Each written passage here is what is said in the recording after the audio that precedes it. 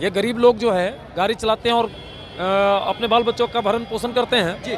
और यही कारण है चूंकि ये गरीब लोग हैं और इसी का नाजायज फायदा सरकार और जिला प्रशासन उठाती है। आप लोग से किसी भी तरह का वार्ता नहीं होगी, अब आप लोग के ऊपर सीधा एक्शन होगा। हम लोगों को समस्या का नहीं माना गया।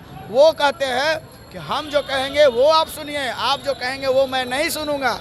गरीबों की बात सुनने के लिए अगर समय नहीं है तो शीला मंडल जी तो वो माननीय परिवहन मंत्री हैं बिहार का, वो टेम्पू चालकों के क्यों सुनेंगे? वो सुनते हैं बड़े बड़े पूंजीपतियों की। नमस्कार, मैं साकेत कुमार, आप नवभारत टाइम्स देख रहे हैं।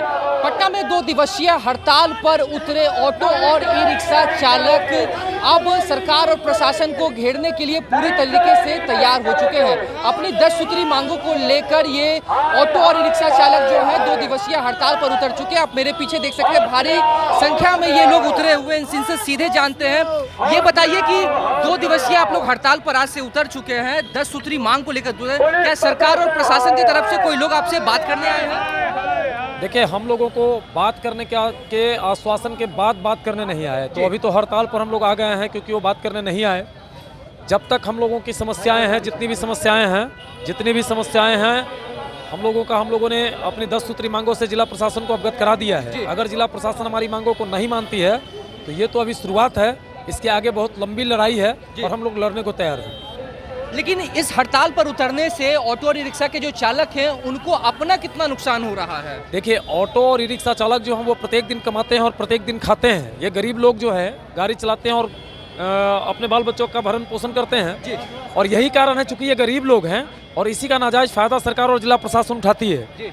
आप देखेंगे कि पूरे पटना शहर में आप सामने में देख रहे हैं कि ये जब बड़े बड़े पूंजीपतियों की बसें चलती हैं, वो अपने बस के अंदर चाहे जितनी भी सवारी ठूस ले उस पर कोई कार्रवाई नहीं होती।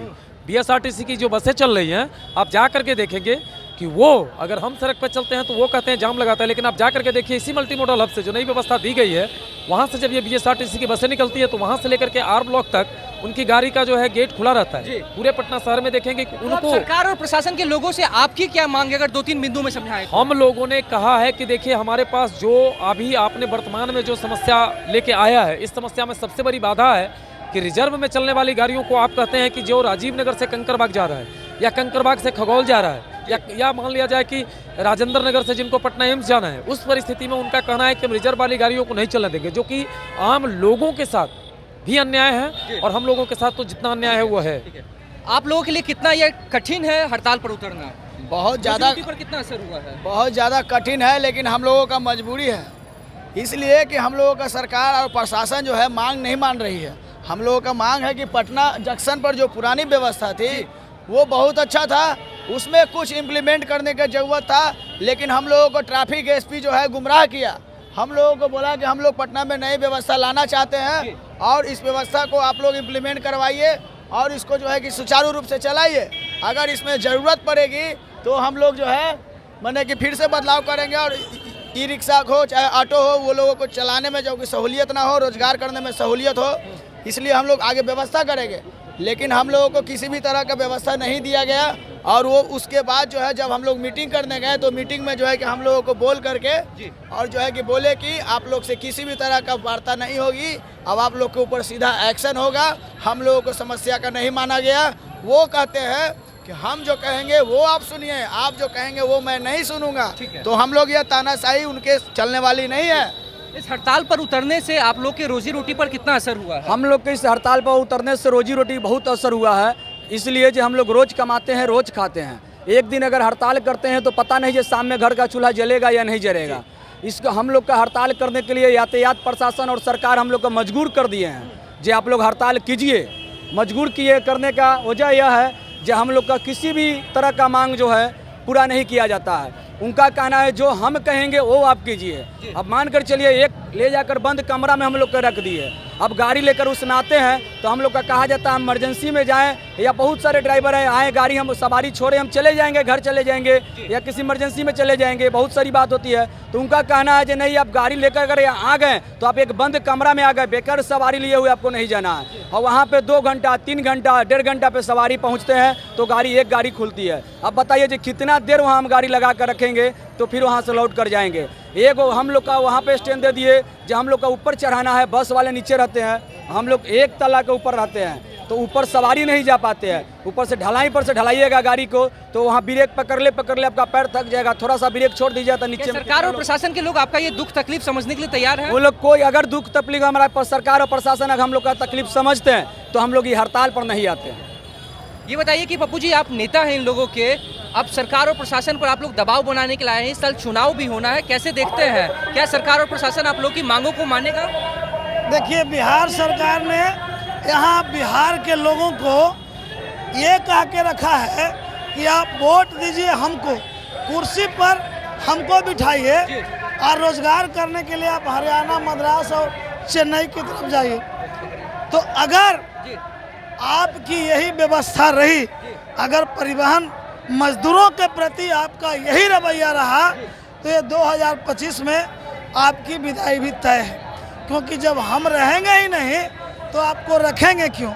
तो मजदूरों ने पिछले विधानसभा चुनाव में, परिवहन के लोगों ने पिछले विधानसभा चुनाव में बढ़ चढ़कर नीतीश कुमार को वोट किया था। क्या परिवहन मंत्री से आप लोगों ने मुलाकात की है? शीला मंडल आप लोग की दुख तकलीफ समझने के लिए तैयार है? शीला मंडल जी के पास गरीबों को सुनने के लिए कहाँ समय है? तो जनता दरबार लगाती है। जब उनके एक अदना सा मुलाजिम ट्रैफिक एसपी के पास में गरीबों की बात सुनने के लिए अगर समय नहीं है तो शीला मंडल जी तो वो माननीय परिवहन मंत्री हैं बिहार का, वो टेम्पू चालकों के क्यों सुनेंगे?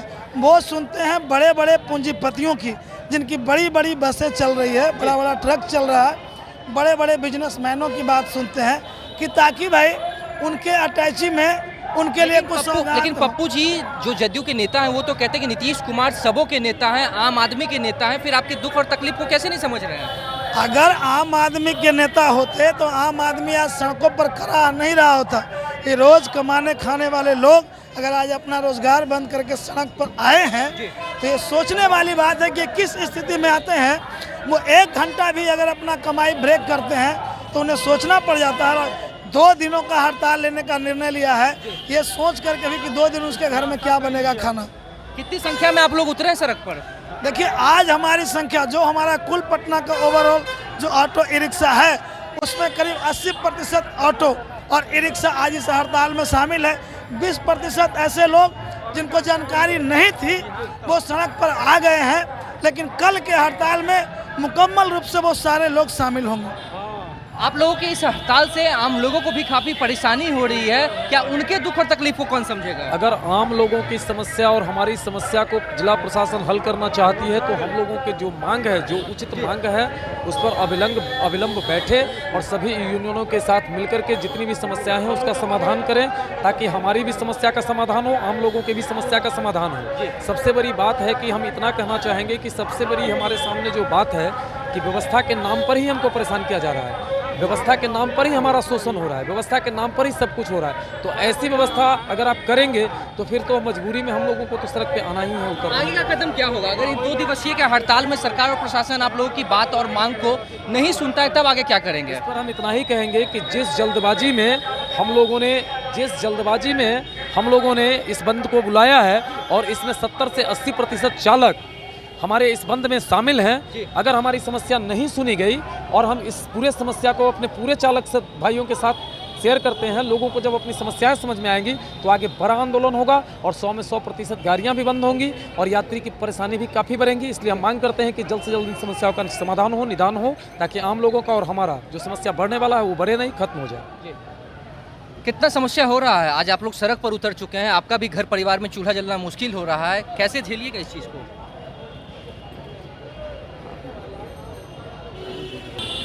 आज आप लोग हड़ताल पर उतरे हुए हैं, घर परिवार को चलाना कितना मुश्किल होगा जब हड़ताल पर उतर चुके हैं? हमारा यूनियन सरकार से बहुत मांग किया कि ये मात्र 20 फीट दूरी हम लोग को एक्सचेंज में जाने नहीं दे रहा है और वो 2 किलोमीटर घुरा करके 2 किलोमीटर घुरा कर एक्सचेंज में आने पड़ रहा है और उसके बीच भी एक्सचेंज में हम लोग को पैसेंजर नहीं होने दे रहा है, जाम लगवा दे रहा है 4 व्हीलर से। सिटी एसपी ने कहा था कि हम आप लोग को सुविधा के लिए 2-4 रोज किराए ले रहे हैं और उसके पीछे हम लोग महीनों दिन से मर रहे हैं और हम लोग को पूरा जमाल रोड घुरा करके, बाटा कालिया घुरा करके और पूरा हम लोग को तबाह मचा दिया है। और प्रशासन के कहते हैं कि और फाइन काटने के लिए तैयार हो जाता है कि हम 500 फाइन काट देंगे, उसके जुर्म सरकार के जुर्म कब तक हम सहेंगे? हम लोग एक होकर के सरकार को तोड़ने का साजिश करेंगे। ठीक है, तो देखा आपने ऑटो और रिक्शा के जो चालक हैं वो पटना के आज सभी जगहों पर 2 दिवसीय हड़ताल पर उतर चुके हैं और सरकार और प्रशासन के सामने